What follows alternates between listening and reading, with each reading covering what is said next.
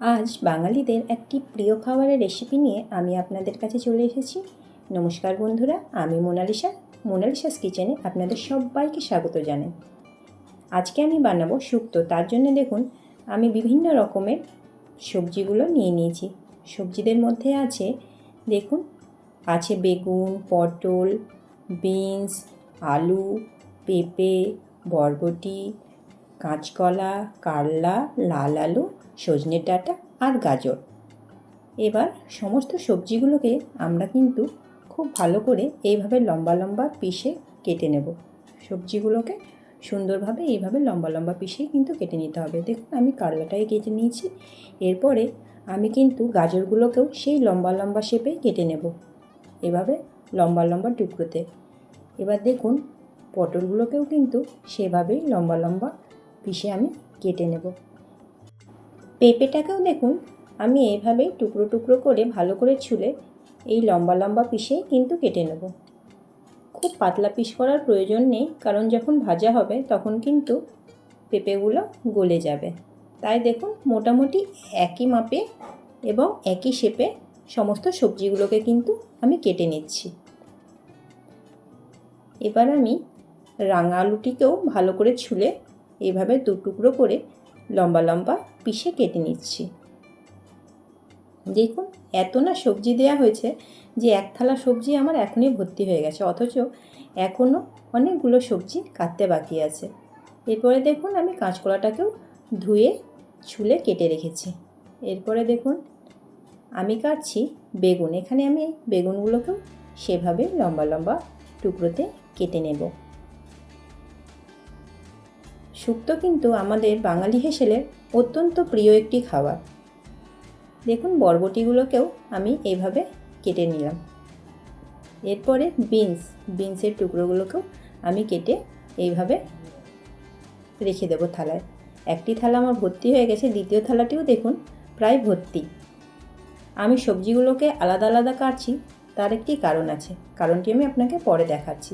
এরপরে দেখুন এখানে সজনে ডাঁটাগুলোকেও আমি ভালো করে ছুলে তার ওপরের যে শক্ত ছালগুলো আছে সেগুলো ছাড়িয়ে ভালো করে এইভাবে লম্বা লম্বা কেটে নিচ্ছি। গাছে এখন সজনে ডাঁটা না ধরলেও কিন্তু মার্কেটে আপনি সজনে ডাঁটা পেয়েই যাবেন। যাই হোক, সজনে ডাঁটাগুলোকে আমি ভালো করে ছালটি ছাড়িয়ে এইভাবে কেটে পিস পিস করে নিয়ে নিয়েছি। এবার চলুন সবজিগুলোকে দেখুন দু থালা সবজি আমার হয়ে গেছে। এই সবজিগুলোকে ভালো করে ধুয়ে নেব। এরপরে দেখুন যেহেতু এটি একেবারে অনুষ্ঠান বাড়ির মতো শুক্তো বানাচ্ছি, তাই জন্যে কিন্তু এর মধ্যে মশলাও আমি অনেক আলাদা রকমের দিচ্ছি। প্রথমেই আমি দিয়েছি 1 চামচ জিরে, তারপরে দিলাম 1 চামচ মেথি, তারপরে দিলাম 1 চামচ মৌরি এবং এরপরে আমি দিয়েছি 1 চামচ কালো সর্ষে। এরপরে এগুলোকে আমি একটু ভালো করে 30 সেকেন্ডের মতো নাড়চাড় করে নেব। দেখুন বেশ ভালো একটি গন্ধ উঠেছে। তারপরে আমি কিন্তু 2 চামচ রাঁধুনি, সবশেষে রাঁধুনি দেওয়ার কারণ হচ্ছে রাঁধুনি যদি প্রথমেই দিই তাহলে কিন্তু রাঁধুনি পুড়ে যাবে, তাই সবশেষে রাঁধুনিটাকে অ্যাড করে একটু নাড়চাড় করে শুকনো মশলাগুলি আলাদা জায়গায় তুলে রাখবো। এরপরে দেখুন আমি কড়াইয়ে সর্ষের তেল নিয়ে বেশ কিছু বিলি কলারের বড়ি, যেটা আমাদের ঘরেই দেয়া তাই এত ছোট ছোট, সেই বড়িগুলো ভিজে তুলে নেব। বড়িগুলো কিন্তু ভীষণই নরম, খেতেও কিন্তু খুব সুস্বাদু। তাই দেখুন বড়িগুলোকে আমি হালকা লাল করে তুলে রাখলাম। এরপরে আগেই আপনাদের বলেছি যে সবজিগুলোকে কেন আমি আলাদা করে রেখেছিলাম। সবজিগুলোকে আমি আলাদা আলাদা ভাজবো, তাই আমি আলাদা আলাদাভাবে কেটে আলাদা আলাদা ধুয়ে রেখেছিলাম। এর আগে কিন্তু আমি কারলা এবং কাঁচকলা ও বেগুনটিকে ভালো করে নুন হলুদ মাখিয়ে কিছুক্ষণ ম্যারিনেট করে রেখেছিলাম। এইভাবে আমি কিন্তু প্রথমেই কারলাটাকে দিলাম, দিয়ে ভালো করে একটু লাল লাল ভাজা হয়ে গেলে সেটাকে তুলে নিলাম। এরপরে আমি দেবো কাঁচকলাগুলোকেও কিন্তু আমি এইভাবে নাড়চাড় করে তুলে নেব। কাঁচকলা অবশ্যই নুন হলুদ মাখিয়ে রাখবেন, না হলে শুক্তো কিন্তু কালো হয়ে যাবে কাঁচকলার জন্যে। তাই জন্যে এরপরে দেখুন আমি আবার বেগুন দিয়ে এইভাবে নাড়চাড় করে তুলে নিলাম। আপনারা হয়তো লক্ষ্য করেছেন আমি কিন্তু প্রত্যেকটি সবজিকেই তেলের মধ্যে দেওয়ার পরে কিছুক্ষণ নাড়চাড় করার পর সেটাকে কিন্তু ঢাকা দিয়ে ভাজছি। তাতে আমাদের একটি কাজ হবে, এটা কিন্তু প্রায় আধসেদ্ধ হয়ে যাবে। তাই জন্য আমি প্রত্যেকটি সবজিকে নাড়চাড় করার পর ঢাকা দিয়ে রাখছি এবং যখন লাল হয়ে যাচ্ছে তখন সেগুলোকে আলাদা করে তুলে রাখছি। এই দেখুন, এরপরে আমি সজনে ডাঁটা এবং বিনস একসঙ্গে ভাজতে দিয়েছিলাম। সজনে ডাঁটাগুলো লাল হয়ে যাওয়ার পর বিনসও কিছুক্ষণ নাড়চাড় করার পর দেখুন বিনসটিও লাল হয়ে গেছে এবং এটি আমি তুলে দিলাম। এরপরে আমি দিলাম কেটে রাখা পটলগুলো। কেটে রাখা পটলগুলোকেও বেশ সুন্দর করে লাল লাল করে ভেজে আমি তুলে নিয়েছি। এরপরে আমরা সেই তেলেই দেব 5 ফোড়ন আর একটি শুকনো লঙ্কা। 5 ফোড়ন থেকে যখন একটা মিষ্টি গন্ধ উঠবে তারপরে কিন্তু আমরা এর মধ্যে দেব 1 চামচ রাঁধুনি। শুক্তোতে কিন্তু রাঁধুনির ব্যবহার বেশ ভালো রকমই হয়। যদি রাঁধুনি ব্যবহার না করেন তাহলে কিন্তু সেই শুক্তে একেবারে অনুষ্ঠান বাড়ির মতো টেস্ট কিন্তু একেবারেই পাবেন না। এখানে দেখুন রাঁধুনি থেকেও যখন একটি গন্ধ উঠলো বেশ ভালো, তখন আমি ধুয়ে রাখা সমস্ত সবজি, যার মধ্যে ছিল গাজর, বরবটি, পেঁপে, আলু এবং লাল আলু, সেইগুলোকে দিয়ে আমি ভালো করে একবার নাড়চাড় করলাম। এখানে দেখুন আমার ভেজে রাখা মশলাগুলোকে আমি গুঁড়িয়ে নিয়েছি। এরপরে আরেকটি মশলার জন্যে আমি 1 ইঞ্চি মতো আদা নিয়েছি আর সঙ্গে নিয়েছি 2 চামচ রাঁধুনি, সেটাকেও কিন্তু আমি ভালো করে বেটে নেব। আর এখানে একটি বড় টেবিল স্পুনে আমি 2 চামচ পোস্ত নিয়েছি। পোস্তটা কিন্তু আমি আলাদা বাটবো। দেখুন এখানে সবজিগুলোকে আমি বেশ ঢাকা ঢাকা দিয়ে ভাজছি যাতে সবজিগুলো বেশ ভালো করে সেদ্ধ হয়ে আসে। যখন সবজিগুলো সেদ্ধ হয়ে যাবে তখন আমরা এর মধ্যে 1 চামচ বা পরিমাণ মতো, আপনাদের পরিমাণ মতো নুন দেবেন। নুন দিয়ে এটাকে আরও 2-4 বার নাড়চাড় করে আবার ঢাকা দিয়ে রেখে দেবো আর একটু সেদ্ধ হতে। দেখুন মোটামুটি আমাদের 60% মতো কিন্তু সবজিগুলো প্রায় সেদ্ধ হয়ে এসছে। এরপরে আমরা এখানে যে মশলাগুলো বেটে রেখেছি সেটা দেব। এখানে আমি আদা এবং রাঁধুনি বাটাটা প্রথমেই দেব এবং এটা ভালো করে নাড়চাড় করব। তারপরে ভেজে রাখা সবজিগুলোও কিন্তু আমি এই সময় দিয়ে দেব। ভেজে রাখা সবজিগুলো যেহেতু প্রথমেই সেদ্ধ হয়েছিল তাই এই সময় এটাকে আমি মিশিয়ে দেব। মিশিয়ে ভালো করে নাড়চাড় করার পর আমি এটাকে কিছুক্ষণের জন্য ঢাকা দেব যাতে সবজিগুলো এবং মশলাগুলো ভালো করে একসাথে মিশে যায়। এরপরে কিন্তু আমরা এর মধ্যে অ্যাড করব বেটে রাখা পোস্ত। পোস্তটা আমি এর মধ্যে এই সময় অ্যাড করব।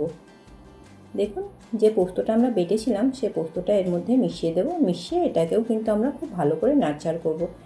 এইভাবে শুক্তো বানালে কিন্তু একেবারে অনুষ্ঠান বাড়ির মতো স্বাদ হবে।